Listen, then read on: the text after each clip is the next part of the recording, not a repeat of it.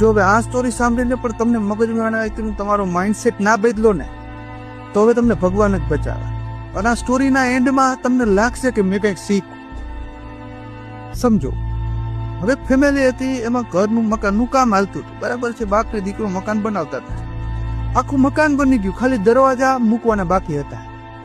ત્યાં તો એના ઘરમાં પ્રસંગ આવી ગયો, એને લગ્ન આવી ગયો, એટલે બાપે છોકરાને પૂછ્યું હવે 5 થી પછી દરવાજા મૂકશું આપણે, અત્યારે મૂકવા નથી, આપણે પ્રસંગ આવી ગયો. છોકરો કે કાંઈ વાંધો નહીં, બરાબર છે. છોકરો એ મગજમાં વિચારશે કે 5 દી પછી આપણે દરવાજા મૂકવાના છે. હવે લગ્નમાં હવે જો ક્યાંક લગ્ન છે તો પછી ઘરનું લગ્ન છે તો કંકોત્રી દેવા જ આવી પડે, એટલે કંકોત્રી દેવા જ ગયો. કંકોત્રી દેવા એક ઘરે ગયો, તે જોયું કે આ દરવાજો સારો છે. દરવાજો ક્યાંથી લીધો હશે, કેવી રીતે લીધો હશે, કેટલા રૂપિયા પડ્યા હશે, એ ખાલી વિચાર આવ્યો. પછી બીજા ઘરે ગયો, ત્રીજા ઘરે ગયો. એ વિચારીને આશ્ચર્ય થવા માંડ્યું કે મેં કોઈના ઘરના દરવાજા ક્યારેય જોયા નતા. હવે એને મગજમાં દરવાજા દેખાય છે કે આ દરવાજો કેટલાનો હશે, બરાબર છે. દિવસના એન્ડમાં એક કોકના ઘરે ગયો હશે સગાવાલાના, તો પૂછ્યું કે ભાઈ દરવાજો ક્યાંથી લીધો, ઇન્ફોર્મેશન લેવા માંડ્યો. 5 દિવસ પછી એ છોકરાને ખબર હતી કે દરવાજો ક્યાંથી લેવાનો છે, કેટલા રૂપિયા લેવાનો છે અને કઈ રીતે લેવાનો છે અને ઘરમાં કઈ રીતે ફિટ થશે, એ બધી ખબર હતી.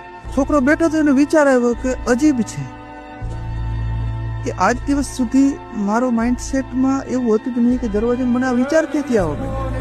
પછી એને સમજાણું કે મારા પપ્પાએ મારી અંદર વિચાર નાખ્યો કે આપણે દરવાજા લેવાના 5 દિવસ પછી ફિટ કરવાના છે. તો એ વિચાર મારા સબકોન્શિયસ માઇન્ડમાં ઘૂમતો હતો અને મને દરવાજા દેખાવા માંડ્યા. તો એ જ વિચારને આપણે આગળ વધારી અને આપણો ગોલ જે છે એ આપણે સબકોન્શિયસ માઇન્ડમાં રાખીએ તો આપણી એક્શન એવી થઈ જાય છે. કેમ કે દરવાજો મારા માઇન્ડમાં ગયો તો મારી એક્શન એવી થઈ ગઈ, તો મારો ગોલ મારા મગજમાં કરશે તો મારી એક્શન એવી થઈ જશે.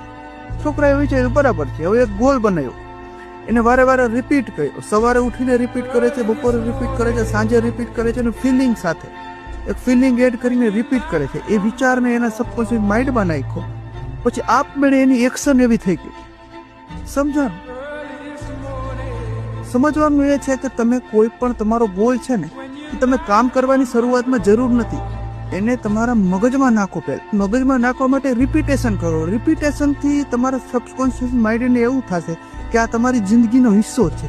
પછી તમે એક્શન લેવા માંડશો, કામ કરવા માંડશો, સક્સેસફુલ થઈ જશે.